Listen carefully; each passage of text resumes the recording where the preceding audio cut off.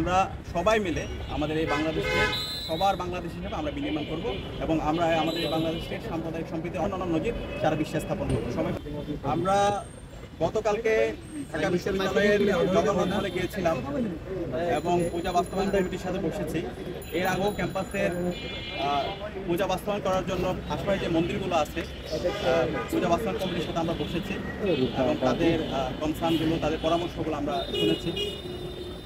আমাদের জায়গা থেকে আমরা বিশ্ববিদ্যালয় প্রশাসনকে বলেছি পূজা বাস্তবায়ন করার জন্য এবং পূজার সামগ্রিক নিরাপত্তা আয়োজন করার জন্য আমাদের যা যা করা দরকার সবকিছু করতে হবে।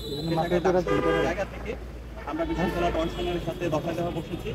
আম্মা হত্যাকাণ্ডের সাথে যারা জড়িত ছিল এটা তদন্তের উপর গুরুত্ব দিতে হবে এবং এই হত্যাকাণ্ডের সাথে যারা জড়িত আছে তাদের সবাইকে দৃষ্টান্তমূলক আওতায় নিয়ে আসতে হবে এবং এর সাথে আমরা সারা দেশে সবাইকে মুক্তিকামী ছাত্র জনতাকে আহ্বান করবো আমাদের এই বাংলাদেশ যে সাম্প্রদায়িক সম্প্রীতির যে অনন্য নজির আমরা বিগত সময় স্থাপন করেছি, এই জুলাই বিপ্লব পরে শিক্ষার্থীদেরকে সজাগ থাকতে হবে।